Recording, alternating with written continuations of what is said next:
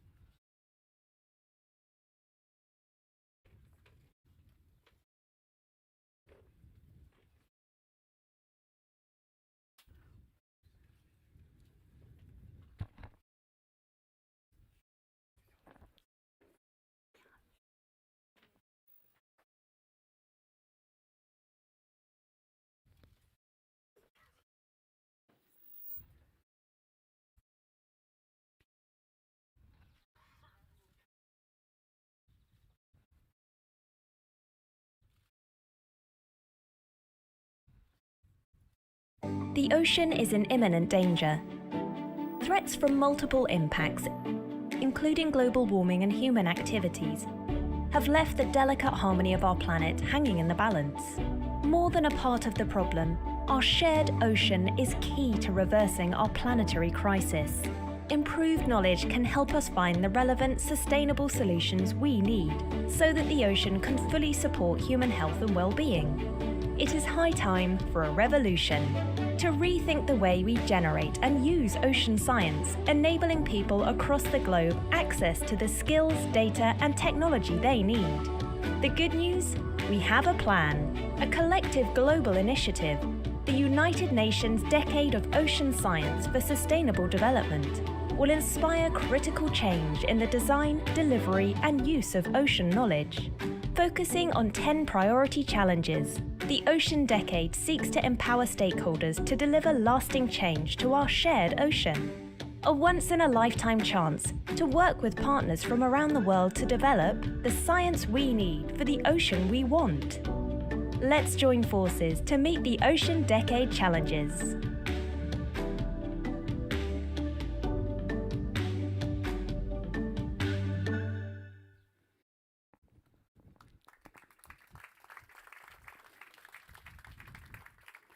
Monseigneur, Your Highness Princess Lala Hasna, Your Highness Princess Hala bin Khalid bin Sultan Al Saud, Excellencies, dear guests, good morning. My name's Jeannie Godula, and I'm so happy to be your host for this opening session of this third edition of the Foundation's Dialogue. This initiative in support of the UN Decade of Ocean Science for Sustainable Development was first created in 2020 in Copenhagen, when the first meeting of the group was hosted by the Velux Foundation, represented by Charlotte Mogeson, Program Director of that foundation, who's here with us today. That meeting, like the others since then, was organized in close partnership with UNESCO's Intergovernmental Oceanographic Commission, the UN agency mandated to coordinate the Ocean Decade. After many virtual gatherings due to COVID, the Foundation's dialogue was held again in person last year in Morocco, hosted this time by the Mohammed VI Foundation for the Protection of the Environment, and its president, Her Royal Highness Princess Lala Hasna, also with us here today. It was there in Morocco that the Foundation's dialogue created the Bouknadel Statement, a call to action for philanthropic partners around the world to work together to support ocean science and knowledge, to give everyone, everywhere, the information they need to save our ocean. Now, there are several new philanthropic organizations from around the world joining us this year, and we are so happy and grateful to have you with us here in Monaco. The ocean, of course, is essential to the future of our planet, yet it still has so many unknowns.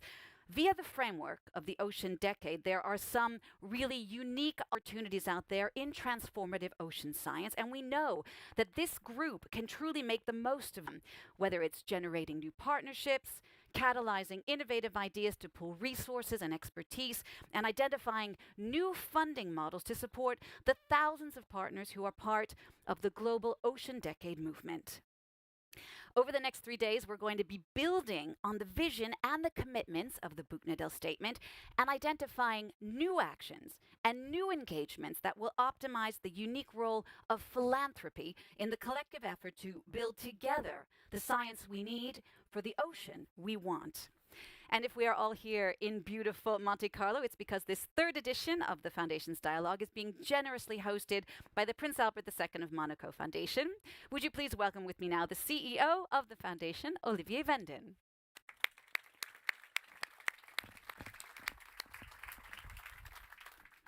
Monseigneur, Altesse, Madame la Directrice Générale, Excellences, Mesdames, Messieurs, chers amis, la Fondation Prince Albert II de Monaco est en effet particulièrement heureuse de pouvoir accueillir en principauté et de co-organiser ces 3 journées d'échange autour des enjeux de conservation, d'études et de gouvernance de l'océan mondial. Je crois et je l'espère que le cadre exceptionnel des jardins méditerranéens du Monte Carlo Bay qui nous accueillent aujourd'hui seront particulièrement propices à la réflexion. Une réflexion au service de la décennie des sciences océaniques.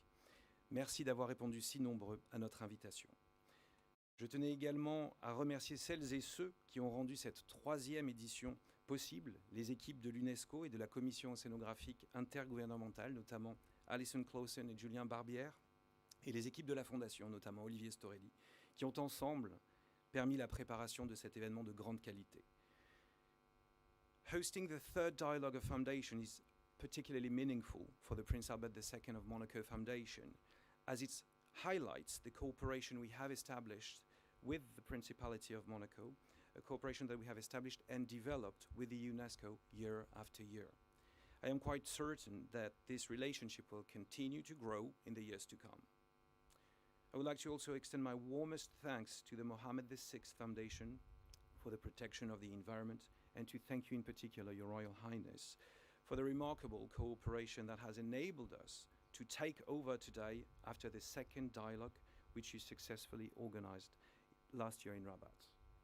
Let me also thank you dearly, you, our guests that are honoring us of your presence today. The success of this third dialogue will largely rely on you. On this specific point, I wish to underline the diversity of participating foundations, the quality of their work, the excellence of their representatives, of course, the scale of the resources that are at our disposal, and last but not least, our common will for more collaboration. These are all serious reasons for hope. But the main reason for hope probably lies in the values and the objectives that unite us. We are fully aware of the importance of the ocean and the vital need to protect it.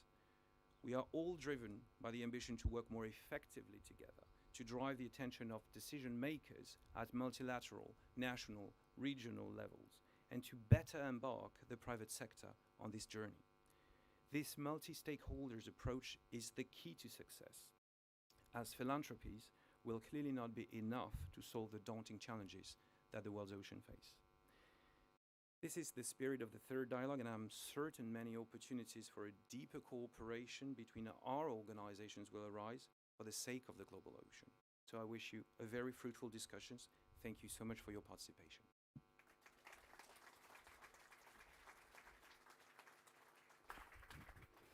Olivier, thank you so much for that. As you know, the Foundation's Dialogue is a major initiative for the UN, UNESCO, and its IOC, whose mission it is to promote international cooperation in marine sciences. We hear more about that now from UNESCO's Director General, who we are honored to have with us today. Please welcome Audrey Azoulay.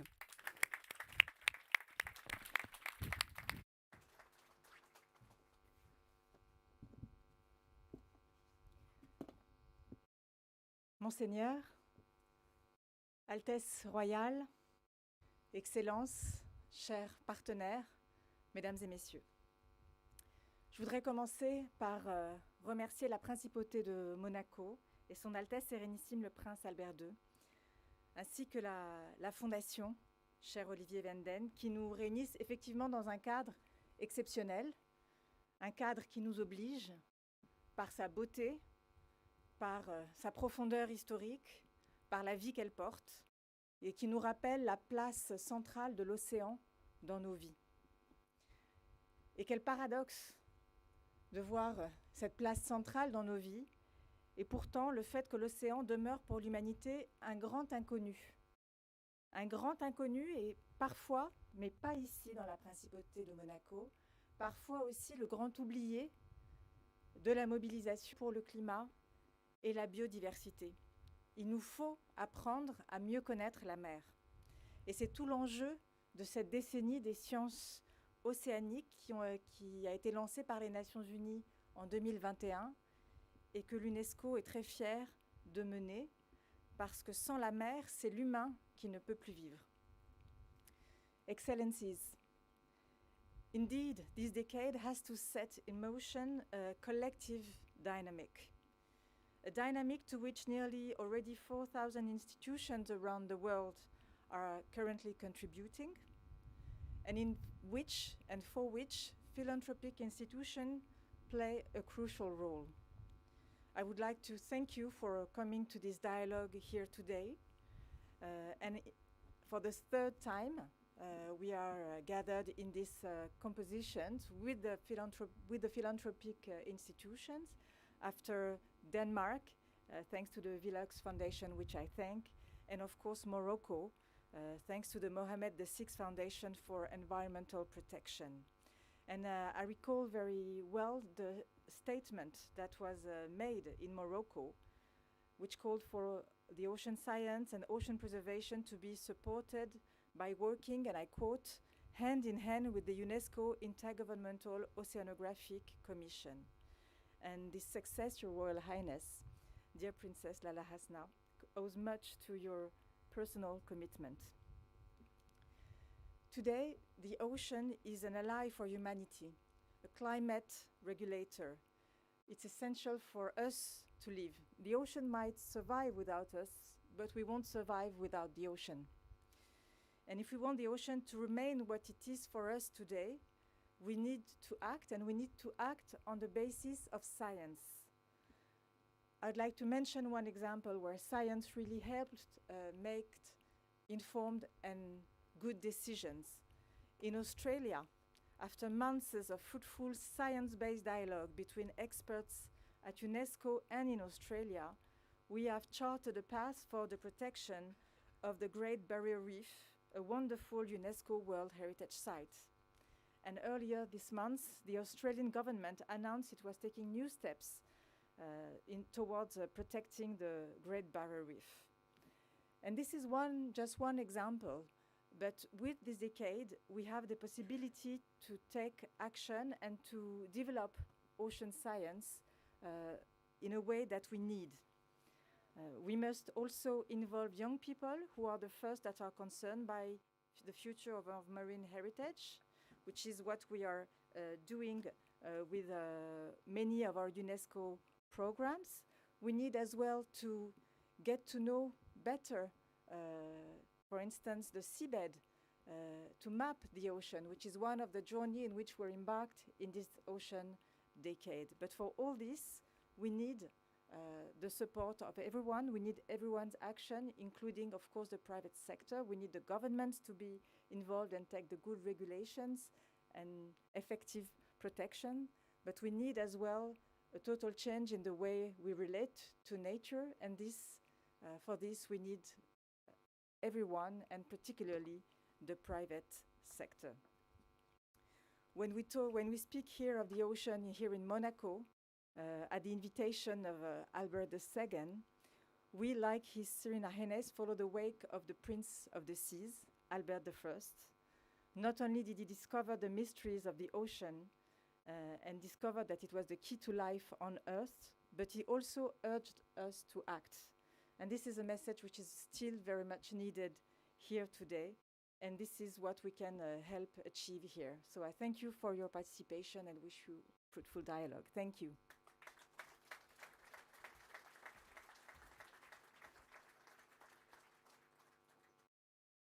Audrey Azoulay, merci beaucoup.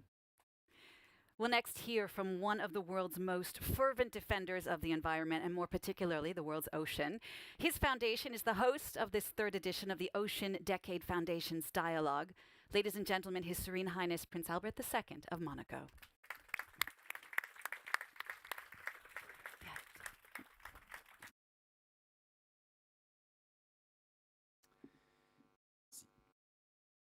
Altesse Royale, Your Royal Highness, Madame la Directrice Générale, chère Audrey Azoulay, Excellences, Your Excellencies, Mesdames et Messieurs, Ladies and Gentlemen, dear friends, chers amis. C'est un grand plaisir de vous accueillir ici aujourd'hui en Principauté de Monaco. It's a great pleasure to welcome you all here in the Principality of Monaco today. Je vous remercie de votre présence et je veux remercier aussi la Commission Oceanographique Intergouvernementale de l'UNESCO et son secrétaire général, M. Ariabinine, qui organise avec ma fondation cet événement dans le cadre de la décennie des sciences océaniques au service du développement durable 2021-2030. Je suis heureux que nous puissions aujourd'hui poursuivre ce dialogue important qui avait été entamé il y a un peu plus de 3 ans à Copenhague. Il s'était prolongé l'an dernier à votre invitation, Altesse Royale, et l'invitation de la Fondation Mohamed VI pour la protection de l'environnement. Je vous en remercie. Je suis particulièrement honoré de voir ma fondation reprendre ce flambeau qui traverse aujourd'hui la Méditerranée. Si ce dialogue est important, c'est parce qu'il met l'accent sur une dimension qui me semble encore trop souvent négligée dans le grand mouvement mondial en faveur de l'environnement. It is generally acknowledged that the preservation of our planet is based on 4 pillars. First and foremost, there is science, without which nothing would be possible, without which we could neither understand the phenomena at work nor identify the solutions that are necessary. Then there are the political organizations, both national and international. They need to enact and enforce the laws and regulations that will enable us to reconcile human activity with nature conservation. There are also the businesses, whose vital role is becoming increasingly apparent, because they hold the main technological innovations we need to address the issues at stake, because they are capable of changing consumer habits, because they have the resources that states quite often no longer have, unfortunately. Finally, we have civil society, NGOs, aggregations of goodwill, whose actions are increasingly necessary, whether they are implementing preservation initiatives on the ground or playing a political role in mobilizing awareness. These 4 pillars generally represent our key resources and our key sources of hope to address the major challenges that lie ahead. The difficulty is often to harmonize and coordinate their actions on a scale that is commensurate with the issues concerned. Then there is a 5th type of stakeholder that comes into play, the one we are representing here today, namely foundations. We are not, of course, scientists, and yet we support and fund directly research programs around the world. We are not politicians, but some of us have responsibilities which give us access to world leaders and decision-making fora. And we promote initiatives which obviously have a political dimension to those leaders and within those fora. We're not businesses either, but our rationale pertains to the private rather than to the public sector. And we work all year long in direct contact with businesses. Some foundations are even emanations of private businesses. Last, we are NGOs in a class of our own, since we are part of this essential ecosystem for grassroots commitments. We form partnerships with other NGOs and also fund a certain number of them. Because we are at the crossroads of these various players, we are hybrids by nature, at a time when we all need to rethink our roles, a time when scientists are questioning their neutrality, when politicians are questioning their abilities, businesses their purpose, citizens and consumers their responsibilities. This hybrid nature offers us a great potential for action, as we are able to see, I think. That is why myself, upon my accession to the throne, decided to intensify my commitments by creating a foundation. Not out of distrust of scientists, of course, who I greatly admire, of political leaders, which I belong to, of businesses whose approach I also respect, or citizens of whose strength I am very well aware of. But out of concern to complement their actions, to help unite them, and to try to increase their efficiency. This is what I do, this is what we do within the foundation, that we undertake initiatives on marine protected areas in the Mediterranean, for example, which gives us the opportunity to forge successful partnerships with players that are part of this movement. That is what we did when in 2014 we launched the Ocean Climate Platform, already within UNESCO's Intergovernmental Oceanographic Commission, as well as many other players, in order to conclude ocean issues and to include ocean issues on climate negotiations. This is what we are still doing today with, for instance, within the Ocean Acidification Initiative, the Global Fund for Coral Reefs, and the ReOcean Fund, which we might have the opportunity to talk about later today.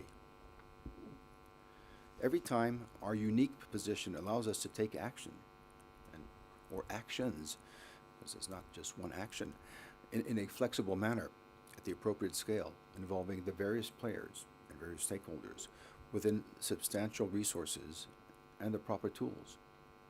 For us, this is a source of opportunity and, of course, an opportunity to influence and to create movement. But as President Franklin D. Roosevelt once said, with great power involves great responsibility. C'est pourquoi nous devons nous aussi interroger nos actions, nous devons interroger nos objectifs, nos priorités et nos moyens. C'est aussi pourquoi nous sommes réunis ici aujourd'hui. Et à cet égard, je souhaiterais ouvrir nos travaux en évoquant une question qui me semble importante pour nous tous ici.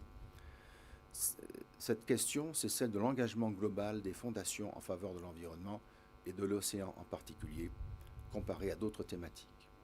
Je veux surtout ne pas nier l'importance d'autres sujets, comme bien entendu l'éducation, la santé, ou le dialogue que nous devons créer incessamment pour la paix. Mais je voudrais faire un constat. La question environnementale est à la fois l'un des enjeux principaux de ce siècle et l'un des sujets sur lesquels les institutions politiques ont le plus de mal à agir pour des raisons de moyens et pour des raisons d'échelle. Dès lors que notre pouvoir que j'évoquais ne devrait-il pas nous pousser à investir davantage dans ce domaine, celui par excellence où existe le besoin d'acteurs agiles à l'échelle à la fois locale et globale et dotés de moyens nouveaux, financiers, comme des moyens humains. Et les enjeux maritimes qui nous réunissent ici aujourd'hui ne sont-ils pas le lieu où ce besoin se fait le plus sentir? La question que j'aimerais que nous posions aujourd'hui, Altesse, Mesdames et Messieurs, chers amis, est donc la suivante. Comment faire pour mobiliser encore davantage nos partenaires, nos homologues dans ce combat essentiel, où notre action est nécessaire, où elle fait ses preuves, mais où nous avons besoin le plus de renforts?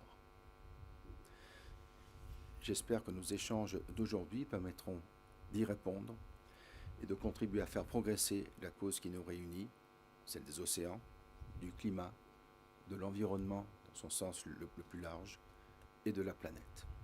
Je vous remercie.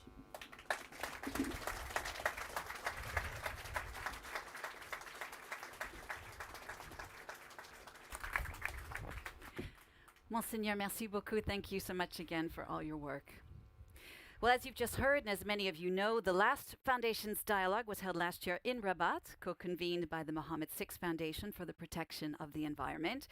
We will now all witness the handover of this very important hosting role from Morocco to Monaco, a symbol of the philanthropic cooperation of the Global South and the Global North. With our next keynote speech of the day, would you please welcome the President of the Mohammed VI Foundation for the Protection of the Environment, Her Royal Highness Princess Lala Hasna.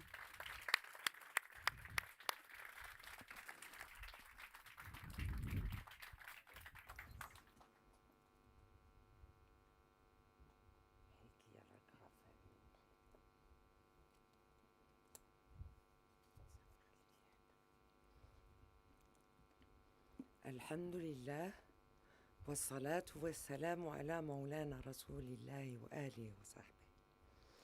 Your Serene Highness, the Prince of Monaco, Chair of the Prince Albert II of Monaco Foundation, Madam Director General of UNESCO, Mr. Executive Secretary of the UNESCO Intergovernmental Oceanographic Commission, dear partners of United Nations Decade of Ocean Science for Sustainable Development, ladies and gentlemen, I'm delighted to be with you today at the third meeting of the Foundation's Dialogue.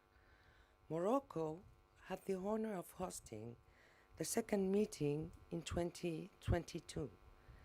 It gives me great pleasure to contemplate the pendulum that swings between our two shores, north and south, and recognizes the sea, the Mare Nostrum, as a source of unity rather than separation. Your Serene Highness, it is always a privilege to be in your company as a distinguished and reliable partner with whom we have collaborated since 2010. Madam Director General, we gather here at this Foundation's Dialogue to ensure the success of the United Nations Decade of Ocean Science for Sustainable Development, launched by the IOC UNESCO. We joined as a founding member of this alliance. The decade is a crucial, comprehensive, global project with over the next 7 years aims to build the science we need for the ocean we want. We come together to act for the decade, and we are fully in line with the mission. We have always considered that taking action is the most effective way to serve the causes we defend. In Morocco, under the leadership of His Majesty King Mohammed VI, may God be with him, we have run a Clean Beaches program since 2001. We also introduced a Blue Flags project. We restored the Marchica Lagoon on the Med Coast, an extraordinary environment that once was suffocating by effluents and which is now regenerated to the point that oyster farming has been reintroduced. Two programs we have led for years are now part of the decade. First, the Sustainable Coastline Trophies, built on our Clean Beaches program. This recognizes and rewards practical action that is carried out in Morocco, including the enhancement of beaches, development of artificial fry reefs and mobile purification plants, as well as a scientific research on algae. The second program is Bahr Bla Plastique, or Oceans Without Plastic, a summer awareness program focusing on the cleanup of plastic waste ocean pollution.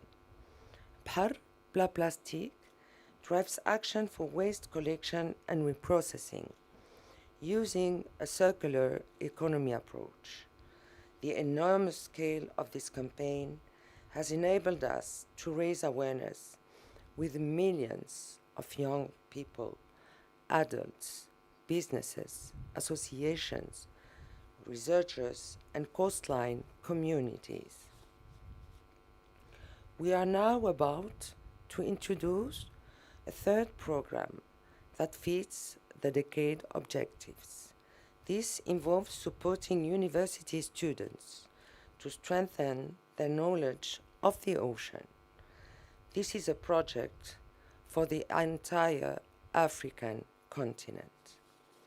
We, in collaboration with the Hassan II International Center for Environmental Training, have developed educational resources, notably online, which we intend to mobilize for the decade.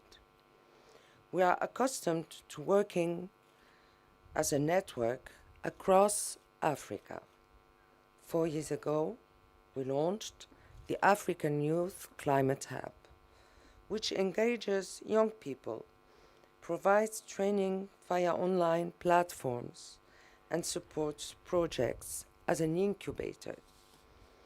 As advocated by His Majesty King Mohammed VI, may God be with him, Morocco is deeply committed to cooperation across Africa. Africa needs substantial, comprehensive support. We strive to jointly develop and share concrete steps for successful, sustainable development throughout the continent. We are taking action for Africa, its youth, and more specifically, that of the South, whose resilience must be strengthened in the face of climate change that affects the entire African population. This was reiterated at the Buchnadel Declaration, which we presented at the Lisbon Ocean Conference in 2022, and we will do so again at the Barcelona Conference in 2024. We must act resolutely and quickly to protect our Atlantic and Indian Ocean coastlines from rising sea levels and pollution. I say this for all of Africa, my continent. Your Serene Highness, ladies and gentlemen, I am confident that you will hear and consider this call to action in our forthcoming proceedings, which I know will be very fruitful. Wassalamu alaikum wa rahmatullahi ta'ala wa barakatuh.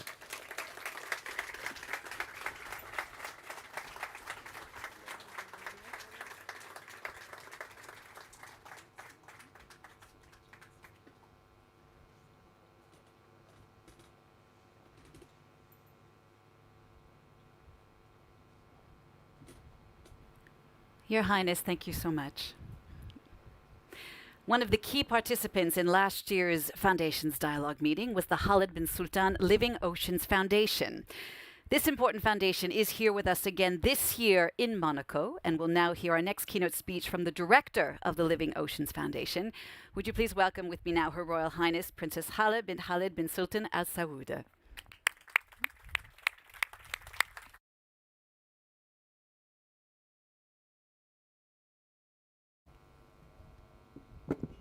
Good morning.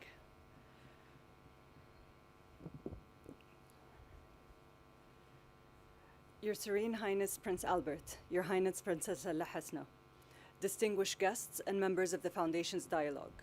It is with great honor and pleasure that I stand before you today on behalf of the Khalid bin Sultan Living Oceans Foundation, an organization my father started more than 20 years ago to protect, preserve, and restore the health of our oceans. We have made great strides in that time, but we always knew that to achieve this grand and noble mission, we cannot work alone. This is why I want to extend my heartfelt gratitude to Prince Albert II and his foundation, to UNESCO and to members of the Foundation's Dialogue, for bringing us all together here in beautiful Monaco to join forces in pursuit of ocean conservation. My father, Prince Khalid bin Sultan, has become known over the years for his contagious passion for exploring, restoring, and conserving the oceans, coral reefs in particular. He instilled in me a great love and respect of the oceans, but also a deep sense of responsibility to protect the coral reefs and conserve these fragile ecosystems so that we can continue to explore and enjoy them for generations to come. It is his passion and legacy that I carry with me today. Throughout the years, my love for marine conservation has been met with the heartbreaking reality of deteriorating reefs around the globe. Many of the vibrant reefs I once marveled at while scuba diving now pale in comparison to what they once were. The statistics are alarming.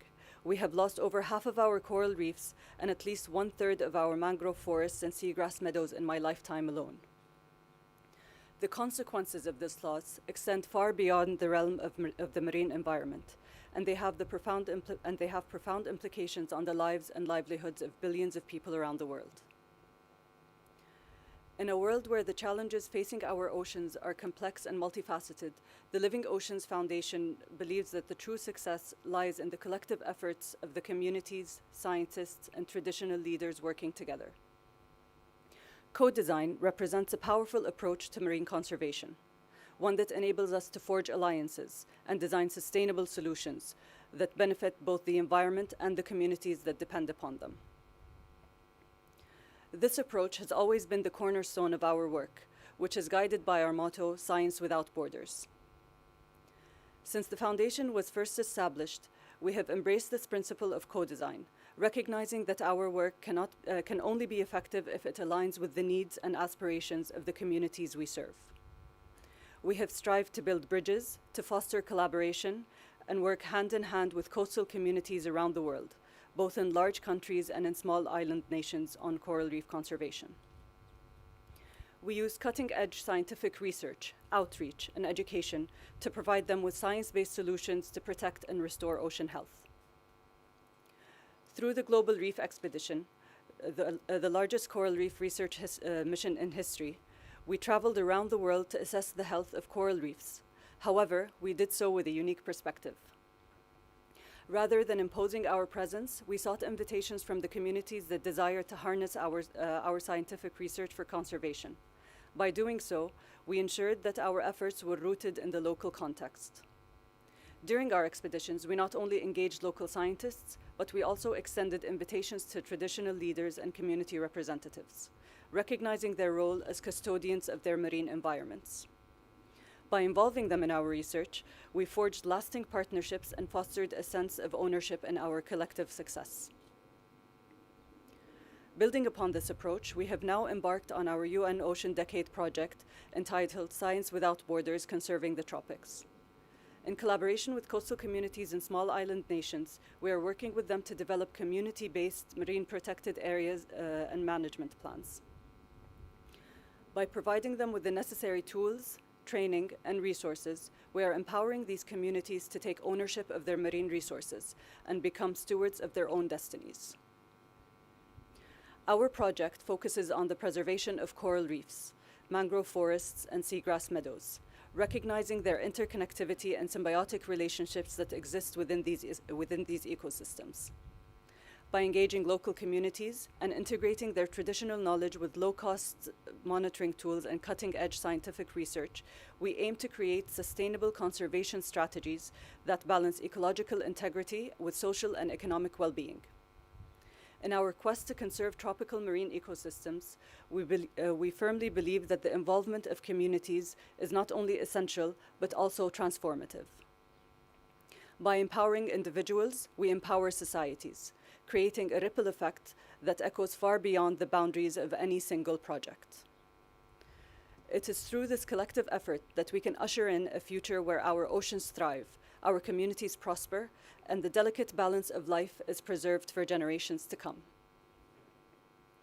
As we gather here over the next few days for the Foundation's dialogue meeting, let us apply this principle of co-design to our work. Let us join forces, transcend borders, and foster collaboration among foundations working towards healthy oceans for all. My father once wisely said, "We do not hope to stop human development, only to ensure it is sustainable for future generations to benefit from healthy oceans." These words resonate deeply within me, and they are words I consistently refer to when speaking about ocean conservation, serving as a constant reminder of our shared responsibility to safeguard the ocean's riches for the well-being of current and future generations.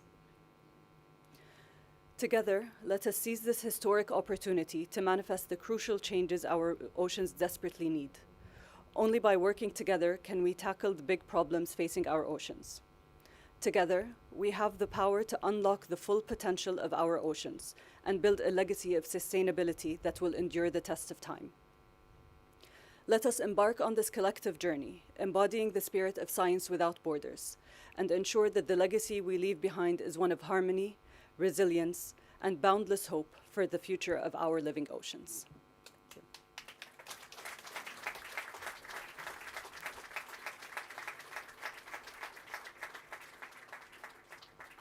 Your Highness, thank you so much again for that final speech of the morning. All right, well, that wraps up this opening session of the Foundation's Dialogue. Thank you to all of our speakers. Thanks to all of you for your attention.